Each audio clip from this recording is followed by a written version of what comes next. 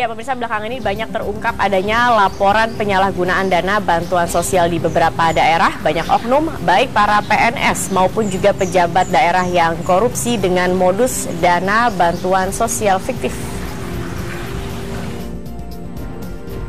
Ketua Komisi Pemberantasan Korupsi Abraham Samad belum lama ini mengatakan masih banyak daerah yang belum melaporkan pertanggungjawaban penggunaan dana hibah dan dana bantuan sosial yang tercantum dalam anggaran APBD setempat. Padahal, bantuan sosial tersebut memiliki celah yang begitu besar untuk diselewengkan. Dana hibah atau bantuan sosial biasanya mengambil porsi yang begitu besar dalam anggaran pendapatan dan belanja daerah. Yang menjadi masalah adalah sistem pemberian dana tersebut tidak mencantumkan penerima yang sudah diverifikasi. Di beberapa tempat terungkap dana bantuan sosial itu cair dengan proposal fiktif yang dilakukan oleh oknum PNS dan pejabat daerah. Contoh yang paling mencurigakan dalam penyelewengan dana hibah yakni besarnya dana yang digelontorkan pemerintah Provinsi Banten di masa kepemimpinan Gubernur Ratu Atut pada tahun 2011. Sebagaimana diketahui, Pemprov Banten di bawah kepemimpinan Ratu Atut merupakan provinsi yang terbanyak mengeluarkan dana hibah se-Indonesia hingga senilai 300 miliar lebih. Ironisnya, pengeluaran dana hibah tersebut minim pertanggungjawaban. Mendengar sindiran Ketua KPK, Presiden Joko Widodo berencana akan menghapus bantuan sosial dan dana hibah di level provinsi dan kota kabupaten. Nantinya, dana hibah dan bantuan sosial akan diatur sesuai dengan mekanisme lain yang lebih terukur dan dapat dipertanggungjawabkan. Tim Liputan Metro TV. Ya, bancakan dana bansos itulah yang akan kami bahas pada pagi hari ini. Dan selain ada dua narasumber di studio, kami juga telah menghubungi melalui sambungan telepon Wali Kota Makassar, ada Muhammad Ramdan Pomanto. Pak Dani, Mas Dani, selamat pagi. Selamat pagi, Assalamualaikum warahmatullahi wabarakatuh. Bagaimana kabarnya Mas Dani? Alhamdulillah, baik. Iya, baik. Mas, tadi sini ada Bang Ucok, ada juga Mbak Eva. Kita membahas mengenai bancakan dana bansos. Tapi saya sebelum ke Mas Dani, saya akan ke Bang Ucok terlebih dahulu. Bang Ucok, kalau tadi kita lihat paling banyak tadi di Banten ya katanya ya. Tetapi kalau dari data yang dimiliki oleh Fitra sendiri, sebenarnya berapa banyak penyelewengan dana bansos ini setiap tahunnya? Iya, pertama-tama untuk tahun ini ya, tahun ini aja itu yang direalisasikan dulu ya, direalisasikan dulu dari semua kabupaten kota seluruh Indonesia itu ada 16 triliun dari 47 triliun yang dianggarkan. Baru 16 triliun, itu baru berapa persen ya? 50% belum nggak ada gitu. Itu ibahnya. Sedangkan bansosnya itu 2,2 triliun dari 7,2 triliunan kayak gitu. Ini dikit, ini memang dikit karena bukan masalah pilkada kayak gitu. Iya. Kalau masalah pilkada ini meningkatnya drastis sekali kayak itu. Itu satu. Yang kedua, kalau kita melihat laporan BPK setiap tahun, ini aja nih tahun 2013 ini atau hasil audit BPK semester 1 tahun 2014 itu semua laporan dia yang saya baca itu banyak bansos dan hibah ya itu belum menyerahkan laporan pertanggungjawaban. Ini belum menyerahkan ya. Itu satu yang dicatat. Yang kedua, itu banyak yang namanya itu kan bansos itu sebelum penerima itu mencairkan dana, dia waktu pembahasan APBN dia harus mengajukan proposal. Itu juga banyak yang tidak ada proposalnya. Kayaknya proposalnya dibuat belakangan atau bisa ini. Tapi satu tahun biasanya terjadi berapa kasus? Banyak kasus. Ribuan? Oh iya, ribuan. Persoalannya ribuan ini banyak kasus gitu karena berapa daerah? Dari berapa daerah? Semua daerah yang saya baca itu berkasus gitu. Banyak berkasus. Terutama belum menyetorkan pertanggungjawaban itu. Gitu. Itu rata-rata semuanya. Kan kalau BPK dia itu belum ada laporan pertanggungjawaban, dia nggak melakukan verifikasi ke lapangan. Bagaimana mau verifikasi ke lapangan kan datanya kan harus ada dulu gitu kan. Nah, itu makanya dalam laporan audit BPK itu selalu itu miliaran loh. Itu bisa di atas 10 miliaran ya. Baik. Pokoknya total tadi itu. Bang Ucok sempat mengatakan bahwa setiap menjelang pemilihan kepala daerah pasti angkanya meningkat. Nah, modus apa lagi biasanya yang digunakan untuk penyelewengan dana bansos dan hibah juga ini? Iya, ini kan sebetulnya bansos hibah ini pertama yang saya kecewa sekali adalah untuk hibah itu lembaga-lembaga vertikal di daerah gitu ya, kayak polisi gitu ya, kayak kejaksaan itu biasanya dapat hibah. Itu dapat hibah. Padahal mereka kan udah dapat dari APBN kan. Harusnya hibah itu memangnya untuk siapa? Untuk masyarakat gitu, untuk lembaga masyarakat, bukan untuk lembaga vertikal. Karena lembaga vertikal ini udah dapat dari APBN. Ini juga harus dievaluasi. Kayak itu banyak sekali, miliaran rupiah. Kayak gitu. Ini seperti suap buat saya gitu. Kayak kejaksaan ya, kejaksaan dapat hibah gitu kan. Ini kan lumpuh kejaksaannya. Bagaimana kalau dia dapat dari APBD, udah dapat APBD, kejaksaan ini dia tidak akan mau memantau atau ada kasus suatu daerah itu kepala daerahnya bermasalah, dia pasti nggak mau kayak gitu. Polisi juga kayak gitu. Gitu. Tapi sayangnya hibah-hibah ini hanya untuk bangun pos polisi kayak gitu loh, kayak gitu loh. Untuk fisik-fisik gitu. Atau ada juga untuk operasional kayak gitu. Itu yang saya tiap tahun itu saya temukan. Kayak gitu. Itu yang terjadi. Oke. Saya akan coba konfirmasi juga ke Mas Dhani. Mas Dhani masih bersama saya ya. Mas Dhani tadi dikatakan bahwa dana hibah ini banyak diberikan kepada institusi-institusi seperti tadi salah satunya kepolisian dan juga kejaksaan seperti itu. Apakah ini juga terjadi di daerah Anda? Saya kira semua daerah mengalami hal yang sama. Kenyataannya di lapangan banyak hal-hal yang memang tidak tercover secara anggaran masing-masing institusi. Pertimbangannya apa untuk diberikan kepada ke institusi ini? Saya kira untuk misalnya begini, di Makassar misalnya, untuk keamanan kota, pemerintah kota juga harus mensupport pihak kepolisian untuk, karena banyak hal-hal situasi tumbuh atau tercipta itu pada kondisi yang tidak pernah direncanakan sebelumnya. Misalnya ada seperti di Makassar misalnya adanya eskalasi perkelahian kelompok misalnya, itu kan tidak pernah dibayangkan. Nah, sehingga kita mesti harus membuat supporting dari pengalaman tahun yang lalu. Tetapi kalau kita lihat kan tujuan dari dana bansos ataupun juga dana hibah ini ya kan untuk masyarakat, untuk membantu masyarakat, bukan untuk membantu institusi. Sebenarnya kan institusi sendiri kan sudah dibiayai oleh negara seperti itu. Pertimbangan dari Anda sendiri apa, Pak Dhani? Jadi misalnya begini, kan kita ada kan kalau bansos itu tidak apa, hibah itu kan kalau kita tidak mengenal bansos lagi, hibah itu setahun sebelumnya proposal itu sudah harus masuk, kemudian dianggarkan lewat prosedur sampai ke DPR. Beda dengan bansos. Nah, saya kira ini mesti dibedakan. Nah, karena hibah itu setahun sebelumnya itu sudah harus masuk dan dipelajari. Nah, tentunya kalau persoalan dengan instansi vertikal itu dari data setahun sebelumnya. Misalnya eskalasi perkelahian kelompok, misalnya di Makassar paling sederhana demo misalnya. Banyak hal-hal misalnya di itu yang tidak pernah tercover oleh anggaran instansi vertikal. Nah, demi masyarakat juga misalnya kelancaran lalu lintas, kalau misalnya mengarahkan masa demo yang lebih kondusif, itu perlu supporting pemerintah kota, karena ini juga lebih kota untuk kota. Baik, artinya memang dinilai perlu hibah ini diberikan untuk kepada lembaga-lembaga ataupun juga institusi tersebut. Mbak Eva, saya ingin menanyakan juga bagaimana pendapat Mbak Eva, tetapi setelah jeda berikut ini, pemirsa jangan kemana-mana, kami masih akan membahas mengenai bancakan dana bansos sesaat lagi.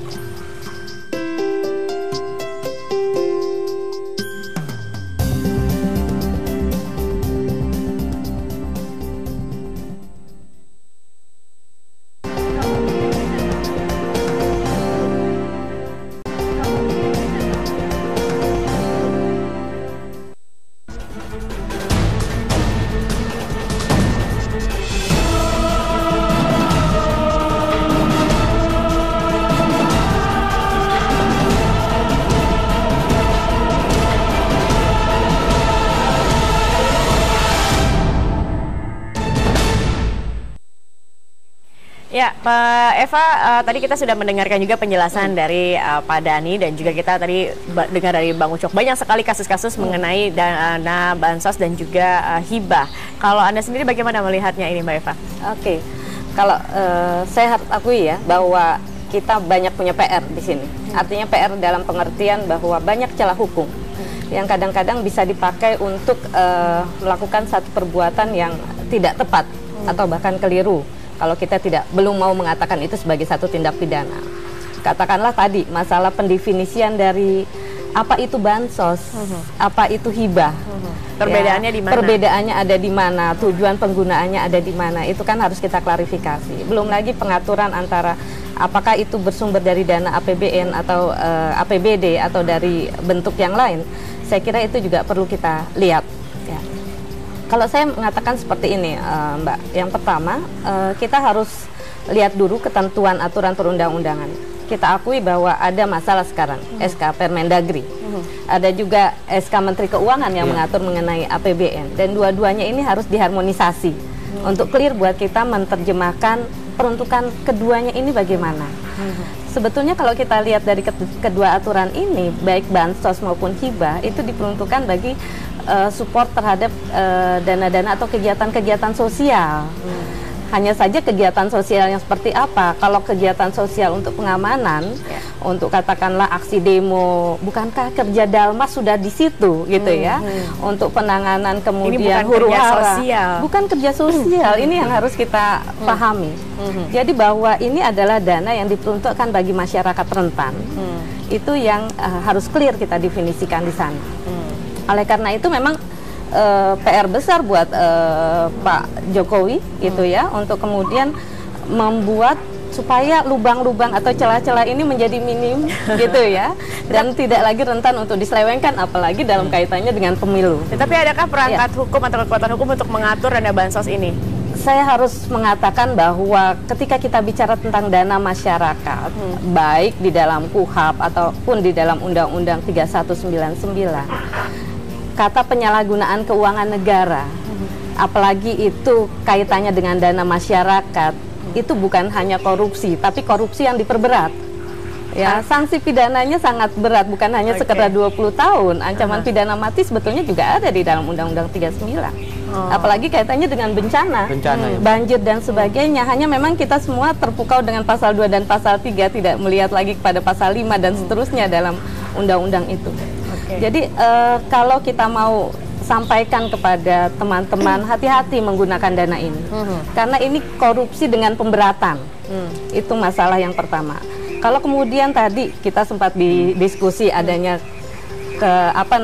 dari pihak penegak hukum yang agak kesulitan untuk kemudian menjerat teman-teman ini, karena ini bentuknya kayak spider web ya, kayak jaring laba-laba, banyak yang terlibat, banyak sekali. Tapi kalau tadi kita melihat kasus salah satunya dibiayai untuk institusi, katakanlah kepolisian, apakah ini ada bisa, ini kan artinya sudah terjadi penyalahgunaan? Adakah potensi hukumnya juga? Saya kira kita harus lihat dulu ya.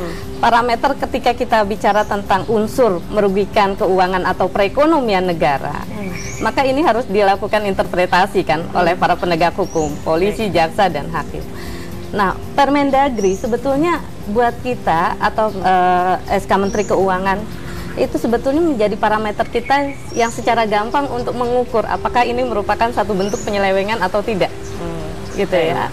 Saya kira itu yang paling ukuran yang paling gampang. Kalau memang SK Permendagri mengatakan ini dana untuk bantuan sosial, ini dana untuk masyarakat rentan, saya nggak usah jawab lagi pertanyaan tadi, Mbak. Gitu ya. Bang Ucok, bagaimana Bang Ucok? Iya, selain itu modus-modusnya juga banyak ya, yang harus diperhatiin. Misalnya bonusnya itu di proposal itu atau di dalam anggaran itu suatu lembaga itu dapat pool ya, atau 5 juta atau 20 juta gitu. Tapi biasanya yang sampai itu yang harus biasanya masyarakat itu hanya dapat 5 juta, 15 jutanya harus ini gitu.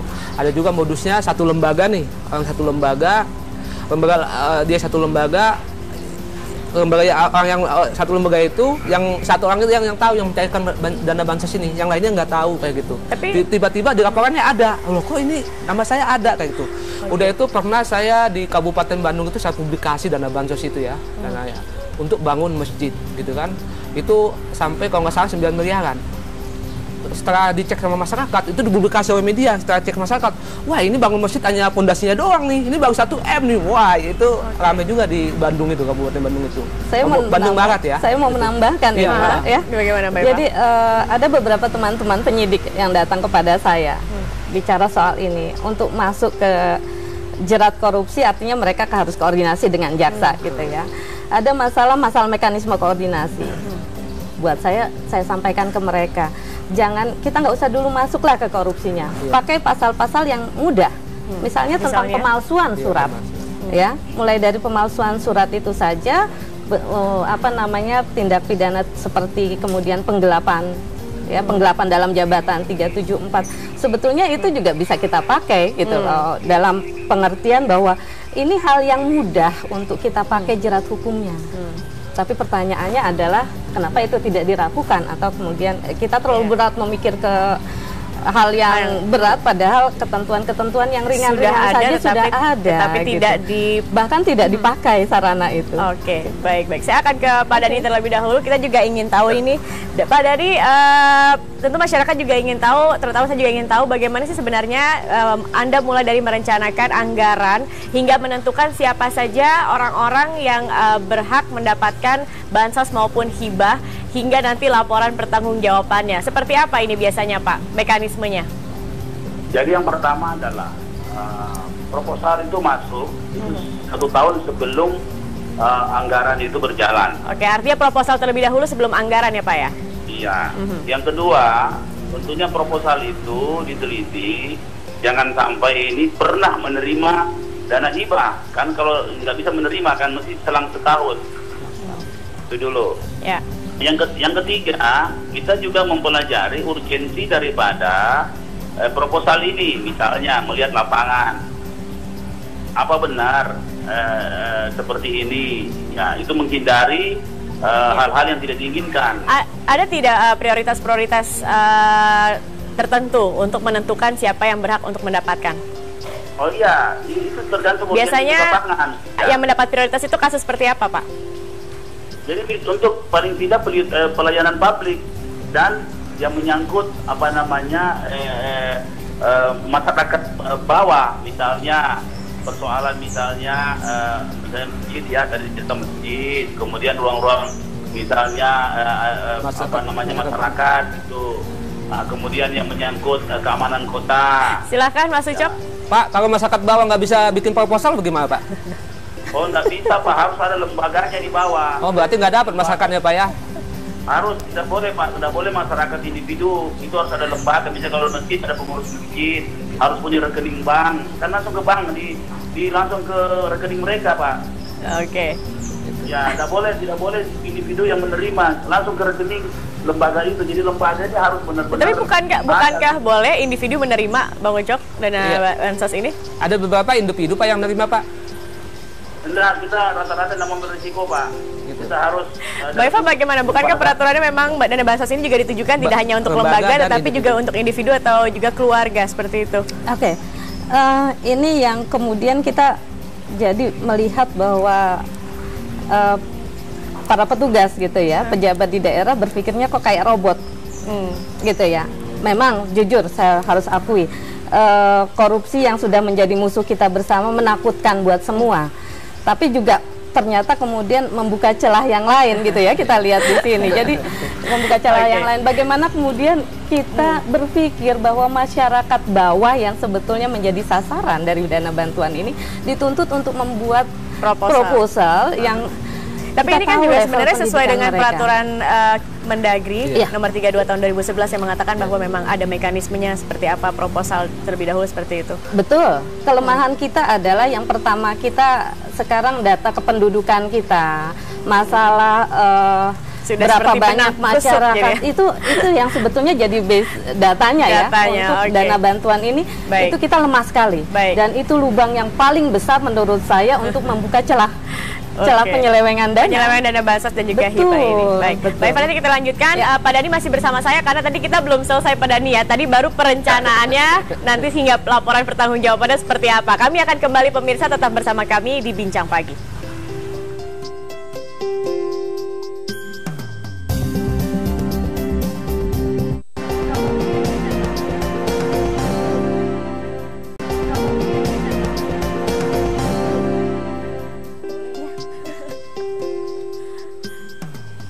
Ya, pemirsa, masih berbicara mengenai bancakan dana bansos. Kita kembali bersama Pak Dani, Wali Kota Makassar.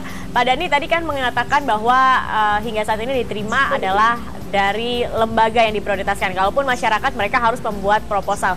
Tetapi adakah sosialisasi yang Bapak lakukan terhadap masyarakat agar mereka, oh saya butuh bantuan kepada pemerintah, oh berarti saya harus bikin proposal terlebih dahulu, kemana dan seperti apa? Ada tidak sosialisasi dari pemerintah daerah setempat? Jadi memang rata-rata Ibu, kalau mereka tidak menghubungi lurah atau camat, kan mereka sekarang kadang-kadang langsung ke Kota Madya, ke Balai Kota, terus kita sampaikan. Kalau misalnya mau dapatkan bantuan, biasanya langsung ke saya, karena mereka kan biasanya audiens. Kalau audiens itu buntut-buntutnya kan minta sumbangan, Bu. Nah, kita sampaikan, ini nggak bisa sekarang, ini harus ada proposalnya, dan ada lembaga yang resmi, yang akan tahun depan baru terima. Itu pun kalau disetujui DPR. Baik. Begitu, Bu. Ya, setiap hari ada berapa? Setiap hari ada berapa proposal, Pak, yang masuk ke meja Pak Dani? Yang pasti itu pasti di atas 10 setiap hari, Bu. Ibu bisa bayangkan itu. Per hari itu ya. Oke. Lalu ketika proposal-proposal ini sudah masuk, sudah Anda seleksi, adakah besaran-besaran minimum yang dipatok atau memang besarannya Anda tentukan beberapa pun bisa? Oh, nggak bisa, Bu. Itu tidak akan mungkin kita penuhi sesuai proposalnya mereka, nggak mungkin. Artinya punya kebijakan tersendiri?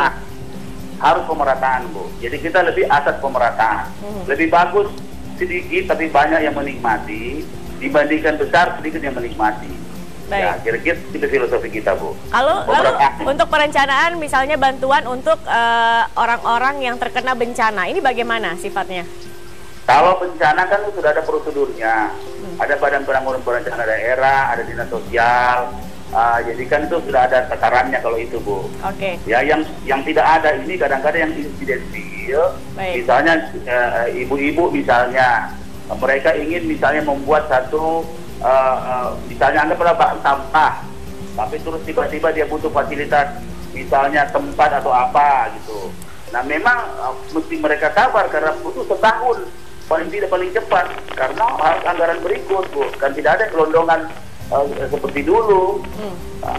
Dan itu kan yang mesti dilihat tempatnya, mesti ditinjau dan seperti itu, Ibu. Baik, Pak Dani, setelah perencanaan anggaran, kemudian bagaimana proses pencairan, distribusinya juga ke masyarakat atau ke lembaga, hingga akhirnya laporan pertanggungjawaban, ini seperti apa mekanismenya? Ini mohon maaf Ibu, saya teknisnya saya tidak terlalu paham ya, apa namanya itu memang ada orang teknis yang, tapi yang jelas adalah kalau di Kota Makassar itu semua penerima itu diambil fotonya, kemudian bayar rekening ya, jadi pertanggungjawabannya, terus ambil fotonya, foto penerimanya, tapi dia tidak terima langsung cash di situ, dia langsung rekening ya, jadi cashless lah, cashless. Adakah laporan pertanggungjawaban yang dibuat, Pak Dani? Karena laporan pertanggungjawaban ini salah satu hal ya, Bang Ucok ya, yang sering tidak dilakukan oleh daerah atau pemerintah daerah. Iya, apa jaminannya sebuah lembaga itu menerima, dia akan cepat menyerahkan laporan pertanggungjawaban kepada Pak Dani, atau sanksinya apa? Selama ini nggak ada sanksi, kenapa nggak ada sanksi, Pak ya, buat ini ya? Yang... Nah ini kan ada statementnya tentunya, Bu ya, Pak ya. Iya. Jadi kita, kalau saya sih, saya sudah sampaikan karena kita nih sejak saya ini menjelang 8 bulan, asas transparansi itu sangat penting. Bahkan saya minta dari dulu, kenapa tidak secara resmi, misalnya lembaga hukum itu harus mengasistensi kita. Kalau perlu saya siapkan satu ruang, termasuk KPK. Paling tidak satu ruang aja di situ, kapan-kapan bisa diasistensi. Jangan nanti ada kecelakaan. Ini kasihan banyak juga kecelakaan karena ketidaktahuan. Karena korupsi itu kan turut memperkaya orang lain, ini kan yang gawat sekali. Ya. Nah, padahal kebutuhan di bawah, saya ini profesional sebelumnya, Bu. Saya tidak terlalu mengerti yang seperti ini, tetapi setelah jadi Pak Dhani, kalau ada pemotong-pemotongan bagaimana Pak? Itu kan proposalnya misalnya dapat 20 juta, tapi dipotong gitu. Baik. Nah itu bagaimana Pak? Apakah masyarakat... Bagaimana mereka mau potong, Bu, Pak Ucok, kalau misalnya langsung ke rekening mereka? Dipotong juga Pak, itu kan udah negosiasi Pak. Baik. Sebelum oke kan, lu mau nggak gua potong sekian, kayak gitu Pak di lapangan. Kalau saya seperti ini, makanya transparansi lah yang menjawab ini. Saya kalau ada pelanggaran begini, saya persilahkan ke di publish atau di pokoknya transparan, Bu. Oke. Artinya setiap perencanaan anggaran ini Pak Dhani ketahui ya semua ya Pak ya. Begitu, Bu. Jadi bertanggung jawabannya juga baik. Termasuk anggaran tentang sendok juga Pak Dhani. Yang penting kalau Bapak jalan sendok itu sendok itu cuma 2 juta sama 5 juta itu. Tidak ada 2 miliar. Kapan-kapan. Jadi artinya itu tetap dilanjutkan atau tidak Pak untuk anggaran sendok itu? Ini sedikit saja. Ini saya jelaskan sedikit sendok, Bu. Sendok itu selama ini kita nggak punya sendok sama piring. Kita sewa aja, Ibu, sewa. Oke. Nah, perlu rasionalisasi soal itu, dirasionalisasi, Bu. Itu dari bansos Pak ya, dana ya?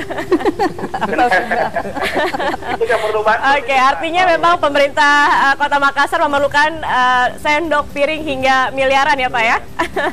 Enggak miliaran, Bu, enggak miliaran. Oke, baik. Itu untuk di tahun, Bu, ya. Berapa Pak berarti? Jadi begini, Bu, ini kan karena kebijakan kita nggak boleh di hotel lagi, maka sebelumnya kita itu paling tidak setiap 2 hari ada tamu yang banyak. Daripada kita sewa setiap hari, itu mahal sekali. Baik, dan Pak. kita bakalan akan tiap hari, maka teman-teman mengusulkan, ini kan baru usulan. Baik Pak Dhani, terima kasih Pak Muhammad Ramdan Pomanto, Wali Kota Makassar. Terima kasih sudah bergabung bersama kami di Bincang Pagi. Kami akan kembali lagi pemirsa, kita akan nanti juga membahas seperti apa mekanisme lain jika memang nantinya dana bansos dan hibah ini yang rencananya akan dihapuskan oleh pemerintahan Jokowi. Kira-kira apa yang ideal pemirsa? Kami akan kembali sesaat lagi.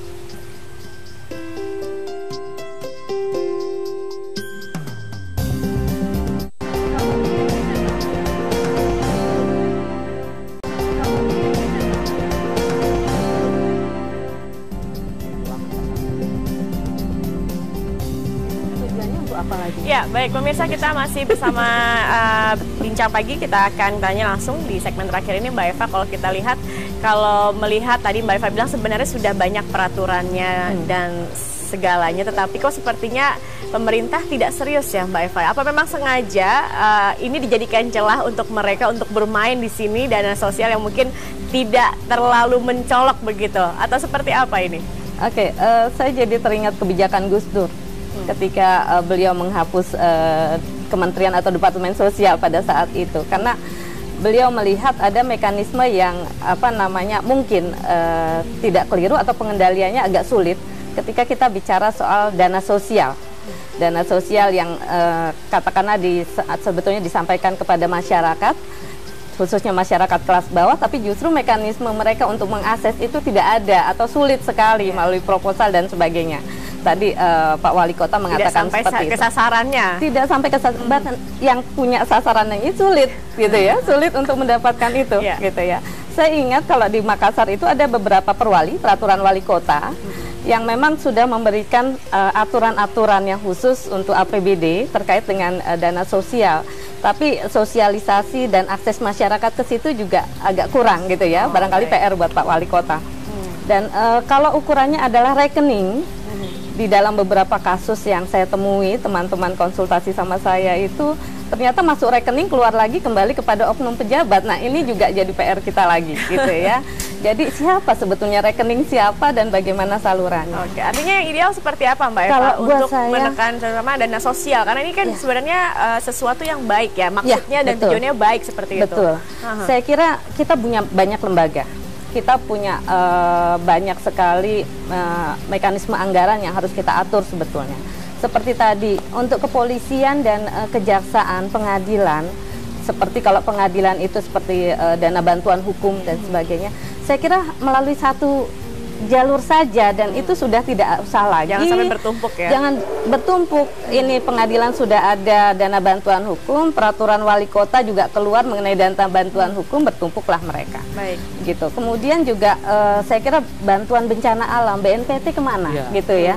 Belum lagi kita kan bisa maksimalkan melalui satu saluran itu. Artinya satu pintu saja. Artinya pantauannya itu lebih mudah, gampang untuk diawasi. Ya, makin banyak pintu, makin banyak lubang, makin sulit. Ini kasihan teman-teman KPK atau Fitra. Bang Ucok kasihan. Bang Ucok, singkat saja, ada rencana pemerintahan Jokowi di tahun 2015 ini akan menghapus dana bansos dan juga hibah dan akan menggantinya dengan mekanisme lain. Kita belum tahu mekanismenya seperti apa, tetapi yang ideal kira-kira seperti apa nih, Bang Ucok? Iya, memang sangat ironi buat saya juga ya, kalau bansos ini diganti dengan mekanisme lain. Karena bansos ini kan yang betul-betul hibah bansos ini sampai ke masyarakat gitu ya. Tapi sayang ini dipergunakan oleh kepala daerah untuk kepentingan pencitraan, untuk kepentingan bentuk-bentuk banyak korupsi gitu kan. Ini masalahnya gitu loh. Tapi kalau di bentuk yang lain juga mungkin bentuknya ya taruh di jadi program, jadi program dia, jadi program saja ke SKPD atau memang ada wacana sekarang untuk satu pintu bansos ini hibah ini dengan bentuk apapun gitu. Tapi bagaimanapun juga kadang-kadang bansos ini kan untuk pembangunan jalan di desa kayak gitu. Tapi memang dihapuskan penting juga karena kan di depan itu ada dana desa 1,4 itu gitu kan, miliar itu per desa. Itu mungkin itu bisa ini. Besarannya penting tidak untuk diatur karena selama ini kita tahu tidak ada yang mengatur besaran dana bansos dalam anggaran. Bisa juga besaran itu diatur karena kan bansos hibah itu kalau tiap pilkada itu naik gitu kan, naiknya gratis sekali. Itu juga penting diatur berapa persen mungkin dari pendidikan kayak gitu. Jadi jangan kalah dengan pendidikan atau kesehatan kayak gitu. Itu bisa juga caranya kayak gitu mekanismenya. Gitu. Tapi kalau memang hibah dan bansos memang mau dihapus, ya harus dicari yang betul-betul bukan bancakan atau politisasi oleh kepala daerah gitu, tapi betul-betul nyampe ke masyarakat. Itu yang harus itu ya prinsipnya itu. Oke, baik, baik. Dan juga laporan pertanggungjawabannya ya. Laporan pertanggungjawaban ini juga sangat sulit gitu loh kan. Karena tidak jarang yang juga memberikan, tidak diminta. Orang itu malas menyerahkan pertanggungjawaban karena duitnya udah dipotong gitu loh. Kalau uangnya penuh pasti dia mau gitu. Ini uangnya udah dipotong. Disuruh kita tanggung jawab siapa yang mau gitu kan gitu. Ada satu lagi. Ini kan uangnya dipotong gitu kan. Uangnya dipotong, mereka nggak mau ngadu. Karena apa? Kalau mereka ngadu masuk ke ranah hukum, yang ditangkap itu yang pengadu ini biasanya. Oh begitu? Masyarakat itu, iya itu yang terjadi. Makanya kan dasarnya? Hah? Dasarnya? Karena kelihatannya ada kerjasama gitu. Kejaksaan itu nggak mau menangkap yang memberi duit ini. Alasannya bukti hilang, hilang gitu. Tapi padahal yang mengadu ini yang mengekspos, menghilangkan uang. Saya dapat bansos sekian loh, tapi hanya terima sekian. Ini yang ditangkap. Baik. Itu yang menjadi hukum. Itu juga menjadi salah satu kendalanya. Oke. Baik, dan pemirsa, inilah akhir dari perbincangan kita dan kita harapkan dana bansos hibah yang memang tujuannya baik untuk membantu masyarakat kelas bawah ini juga dapat sesuai dengan prosedurnya juga ya, akan dapat target sasarannya tepat kepada masyarakat dengan jalan yang tidak berbelit-belit melalui proposal dan segalanya seperti itu. Dan juga tentunya tidak ada lagi yang mengorupsi atau menyelewengkan dana-dana seperti ini. Terima kasih Mbak Eva, terima kasih Bang Ucok atas kehadirannya pada pagi hari ini di Bincang Pagi. Kami akan kembali pemirsa sesaat lagi, jangan kemana-mana, tetap bersama kami. Terima kasih Mbak Eva.